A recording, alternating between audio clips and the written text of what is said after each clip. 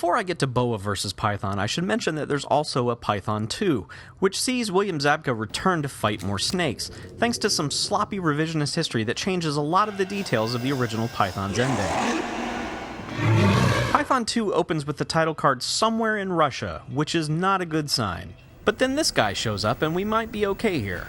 First of all, I'm an American officer commanding Russian soldiers. Is that a problem? No, sir!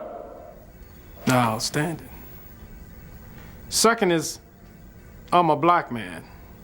And I know ain't no brothers in all the Russian military, so it's too goddamn cold for one. Is that a problem? No, sir! Outstanding. I'll see you boys in the chopper. Unfortunately, that's as good as Python 2 gets.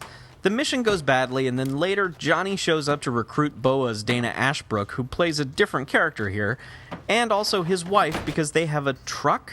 And then they try to retrieve a snake, and then there's another snake, and then it's a top-secret mission, and just blah. Ugh. Python 2 is filmed in Eastern Europe with a lot of Eastern European actors, and it's a very cheap attempt to squeeze a little more money out of the original Python, which was a very successful movie. This is not. Now, 2004's BOA vs. Python is a logical step for this production company's two franchises, but it has absolutely nothing to do with the movie BOA at all, and instead follows the events of Python 2. A jerky big game hunter has captured a giant python and plans to allow wealthy donors to hunt it. Here comes a party.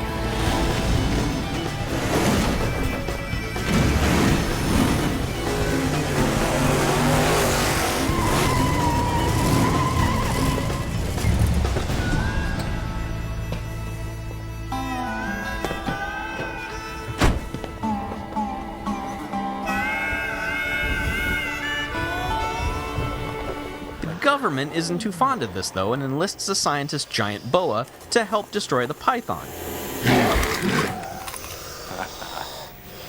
Outstanding. While BOA vs. Python isn't great, it still leaps and bounds better than Python 2. For one, it has decided that the series needed a huge injection of TNA, which is fine by me. This is big. And big is nice. Even though this guy's reaction to the idea of naked breasts is pretty embarrassing.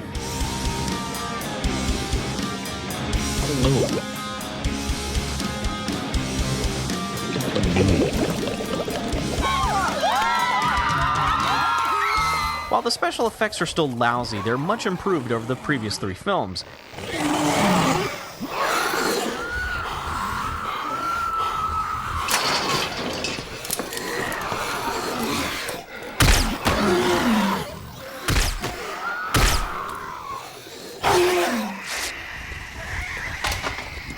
Hello, bitch. Remember me?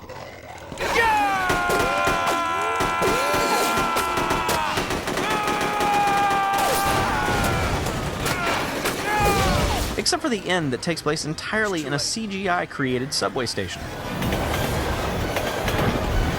Sorry, Betty.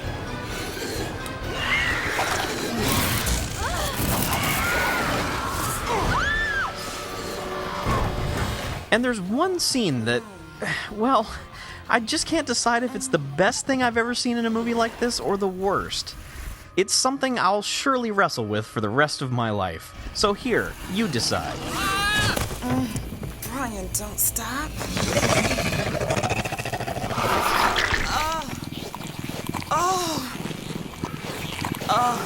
Oh, give it to me, Brian.